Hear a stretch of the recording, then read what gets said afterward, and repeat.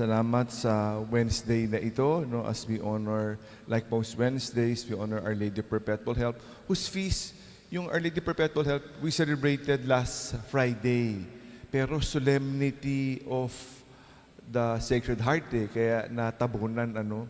But anyway, we celebrate also every Wednesday naman Our Lady of Perpetual Help, no. But the real feast kasi of Perpetual Help is June 27. No? So for those who have great devotion sa Baclaran, no, it is a very big feast day. But solemnity, no, iba yung feast, iba yung solemnity, mas mataas yung solemnity of the Sacred Heart. That is why we celebrated the Sacred Heart. But just the same, we thank God for giving us Our Lady, our Mother, who really has truly been a mother to all of us, a mother to all of us. The gospel today is very disturbing, no? But such a wonderful reminder for all of us, no? How it is very real up to today, no? How we choose business over God, money over God, no?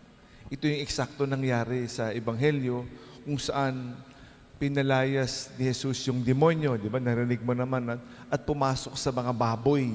Hindi lang isa, kundi sa maraming baboy, no? Pumasok yung mga demonyo na pinalis ni Jesus sa mga baboy, at yung mga baboy nalunod, lahat nalunod, pumunta sa bangin at nalunod sa tubig, ano? At dahil doon nakita nung nakita ng mga tao, no? Nakiusap sila kay Jesus, they begged Jesus to leave their town. The whole town begged Jesus to live. We do not want you here. They begged Jesus to live because yung kita nila, nalugi sila dahil nawala yung mga baboy na inaalagaan nila at sila'y nakiusap kay Jesus.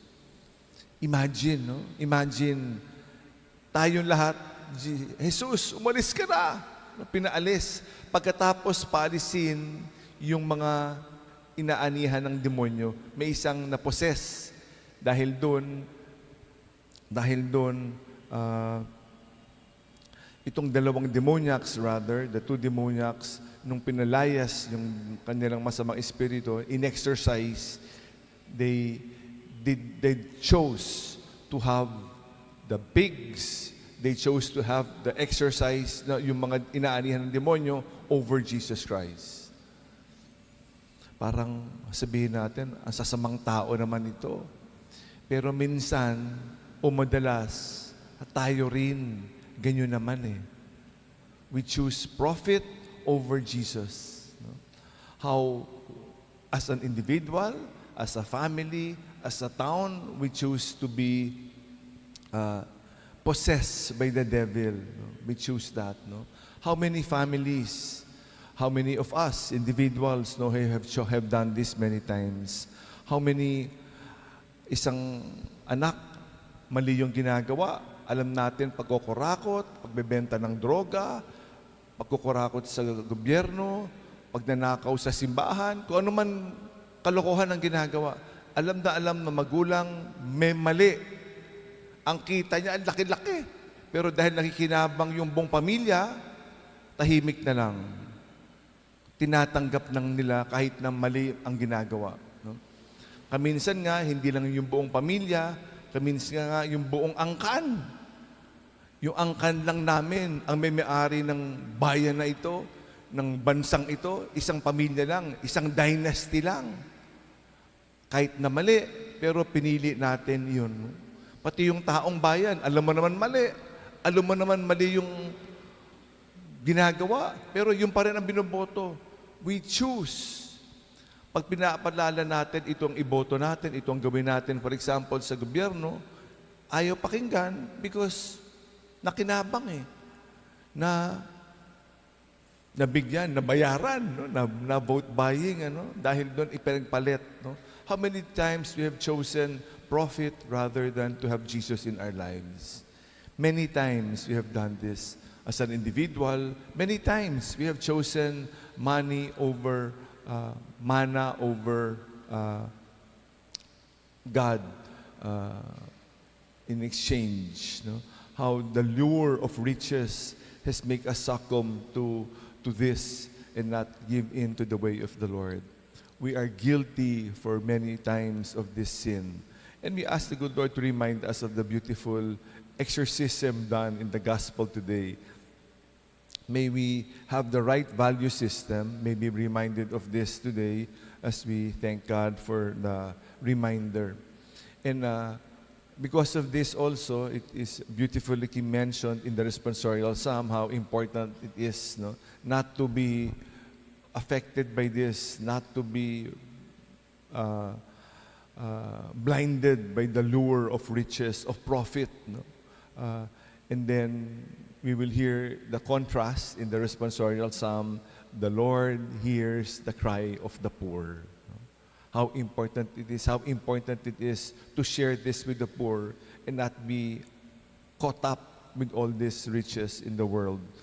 Because we all know how all this money will not buy happiness. Last kwento.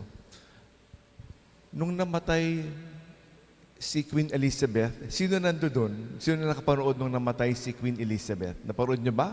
It is one of the most watched, no, funeral services in the world. Nung huling yugto na, nung bababa na siya sa kanyang libingan, may dinalang tatlong simbolo. A scepter, di ba? With the biggest diamond in the world, iniligay sa ataol. May isang globe, golden globe, inilagay sa taas ng kanyang coffin. And then lastly, yung kanyang crown, the crown with all the precious gems in the world, iniligay sa kanyang ataol. Tatlo, di ba? Pagkatapos, yung scepter muli kinuha, binigay sa archbishop. Isinole sa archbishop. Kinuha yung globe, ibinigay sa archbishop. Tapos, kinuha yung corona, binigay sa archbishop. To symbolize, kailangan natin ibalik naman eh. Kahit ikaw na yung reyna, literally reyna, one of the longest reigning queens in the world, in the few parts of the world where there is monarchy, may hari at mga reyna pa, binabalik. Then you can set your soul free. Kailangan pa natin hintayin mamatay bago makalaya dito, di ba? Ngayon pa lang, no, if we share with the poor, if we hear the cry of the poor, we are already free. We do not have to be dead para isole, no? And to be set free. We thank God for the value system you try to imbibe, to see and give in each and every one of us, as we thank God for this wonderful opportunity to be reminded. Salamat sa Diyos.